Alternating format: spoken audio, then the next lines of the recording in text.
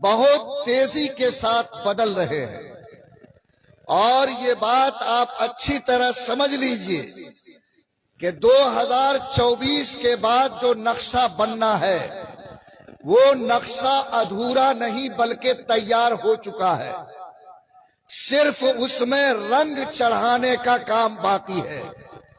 اگر ملک کے لوگوں نے ذرا سی چوک کی تو حالات بدلیں گے، اور ایسے بدلیں گے کہ آپ کے سامنے ایک نیا ہندوستان کا چہرہ سامنے ہوگا۔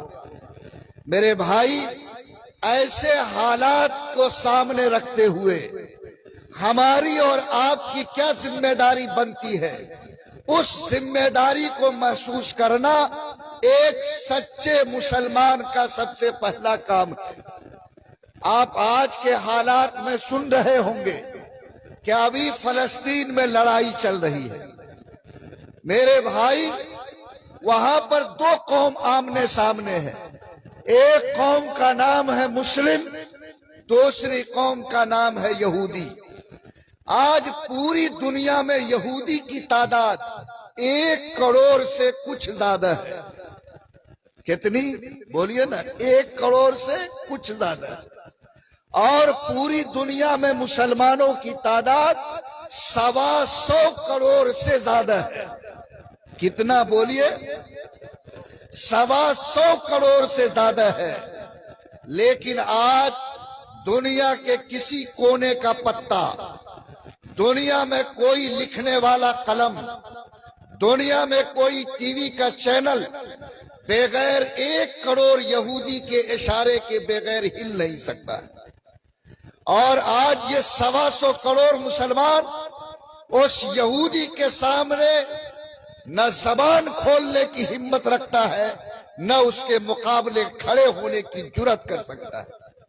آخر 125 کروڑ قوم اتنی بے قیمت کیسے ہو گئی، اور 1 کروڑ قوم کو اتنی طاقت کیسے مل گئی؟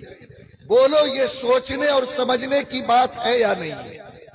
جبکہ یہی یہودی وہ قوم ہے جس کو دنیا کے کونے میں اس طریقے سے مارا گیا کہ ایک ایک کونے سے اس کو نکالا گیا، اور لاکھوں کی تعداد میں اس کو قتل کیا گیا، اس لیے کہ اس کی فطرت میں یہ بات ہے کہ یہ جہاں کہیں بھی جائے گی فساد برپا کرے گی، اور جہاں کہیں بھی جائے گی دوسرے کو غلام بنائے گی۔ اس لیے حالات ان کے ساتھ آئے، اور یہ لوگ تھوڑی سی تعداد میں سمٹ کر سمندر کے راستے سے فلسطین میں آئے۔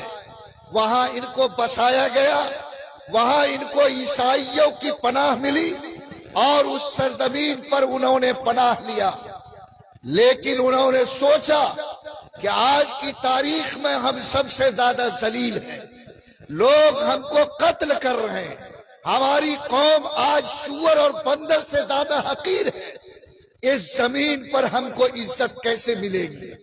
اس کے لیے وہ جو بچی کھچے یہودی تھے وہ صہیون کے پہاڑ پہ چڑھے، اور جا کر ان لوگوں نے مشورہ کیا کہ ہمارے لیے عزت کا راستہ کیا ہے، طاقت کا راستہ کیا ہے، دنیا میں ہم کیسے اپنا برچسپ بنا سکتے؟ تو ان کو روشنی قرآن سے ملی۔ انہوں نے کہا کہ اس کائنات کے پیدا کرنے والے خدا نے جو کتاب اتاری ہے، اس کتاب کے اندر سب سے پہلے جو بات کہی گئی ہے اس بات کا نام کتاب اور قلم ہے، اور اس نے پوری دنیا کے انسانوں سے کہا کہ اگر ہم تک پہنچنا ہو، چاند تک پہنچنا ہو، سمندر میں اترنا ہو، تو تم کو کتاب اور قلم کو اپنے ہاتھ میں پکڑنا پڑے گا۔ بولو، قرآن نے سب سے پہلے ساری دنیا کے انسانوں نے یہ بات کہی یا نہیں کہی؟ انہوں نے کہا کہ یہ اللہ کا حکم ہے، اور اللہ جو بات کہے اس زمین پر اسی سے عزت اور ترقی مل سکتی ہے۔ یہودیوں نے قسم کھائی پہاڑ پر کہ ہم لوگ 100 سال تک اس زمین پر محنت کریں گے، اور اس زمین پر پوری قوت کے ساتھ سب سے پہلی محنت ہماری کتاب اور قلم پر ہوگی، ہم پڑھیں گے، ہمارا ایک ایک بچہ پڑھے گا، کوئی بھی انسان میری قوم کا جاہل نہیں رہے گا۔ ہم جب 100 سال پڑھنے پر محنت کریں گے تو آنے والا دن ہمارا ہوگا۔ آپ کو میں بتاتا ہوں کہ علامہ اقبال جب لندن گئے تھے اور ایک پارک میں وہ گھوم رہے تھے تو دیکھا کہ 4 بجے کے ٹائم میں سارے لڑکے گیند کھیل رہے ہیں، کوئی دوڑ رہا ہے، کوئی ہاکی کھیل رہا۔ اسی پارک کے کنارے میں ایک بچہ ڈوبتے سورج کے سامنے بھی بیٹھ کر اپنی کتاب پڑھ رہا ہے اور اپنی کتاب کا مطالعہ کر رہا ہے۔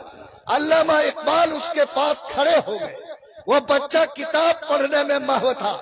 علامہ اقبال نے اس سے پوچھا کہ بیٹا، سارے بچے پارک میں کھیل رہے ہیں، تم بھی اسی عمر کے ہو اور تم کتاب میں ڈوبے ہو، اور اس 4-5 بجے کے ٹائم میں جو کھیلنے کا ہے تم پڑھ رہے ہو۔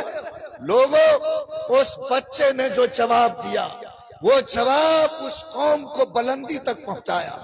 اس نے کہا کہ آج ہماری قوم پوری دنیا میں ذلیل ہو رہی ہے، ہماری قوم کو کوئی عزت سے دیکھنے والا نہیں ہے۔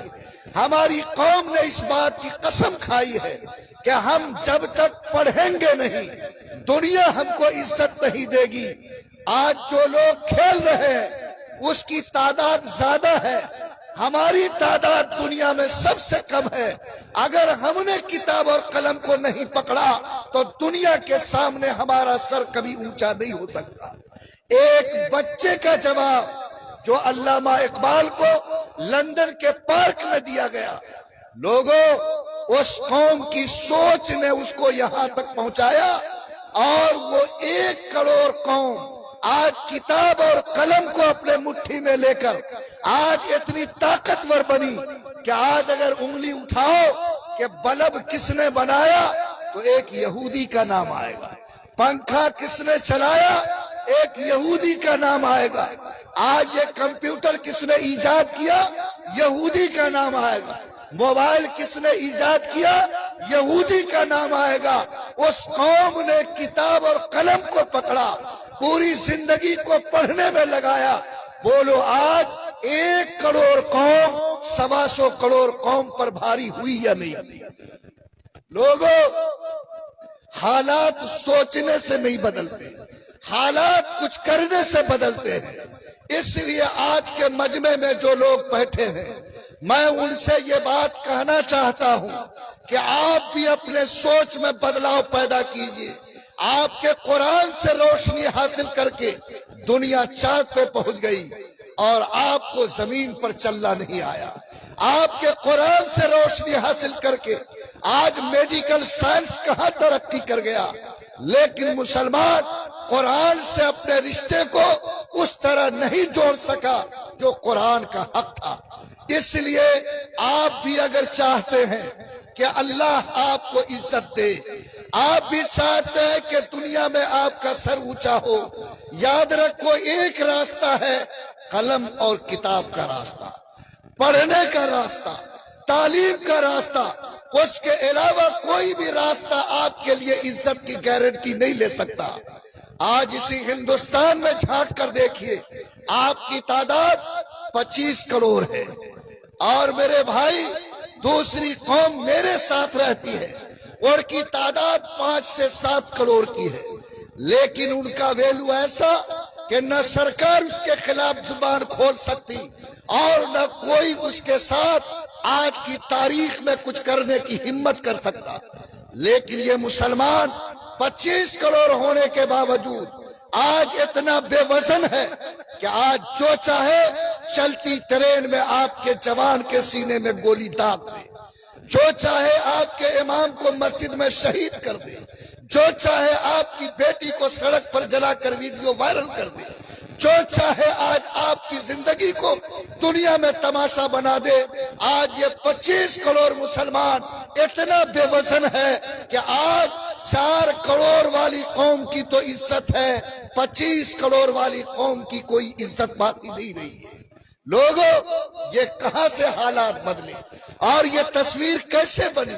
آپ اور ہم اگر چاہتے ہیں کہ اللہ پھر دوبارہ ہماری قوم کے سر پر عزت کی پگڑی رکھے تو خدا کی قسم آپ کو یہ طے کرنا ہوگا کہ اللہ نے حکم دیا کہ زمین پر انقلاب لانا چاہتے ہو، آسمان کو چھونا چاہتے ہو، سمندر کے تہ میں اترنا چاہتے ہو، دنیا میں عزت پانا چاہتے ہو، ایک راستہ ہے کہ قلم اور کتاب کو اپنے ہاتھ میں پکڑو اور ایسی تعلیم تم پاؤ جس تعلیم کی بنیاد پر عزت تم کو ملے، اللہ کی محبت تم کو ملے، زمین پر تم عزت کے ساتھ جینے کے قابل بن سکو۔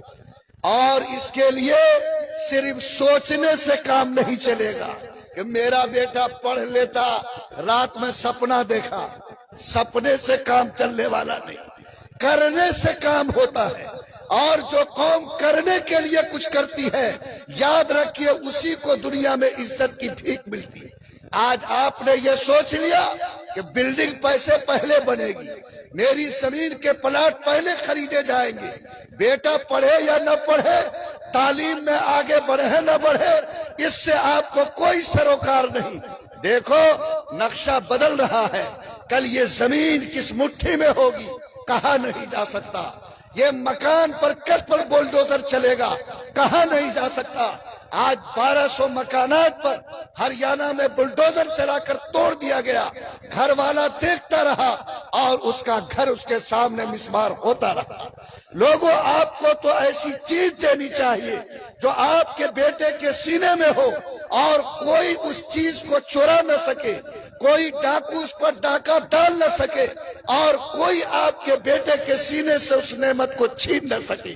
اگر آپ نے یہ شعور پیدا کی، آپ نے یہ سوچ پیدا کی، تب جا کر کہیں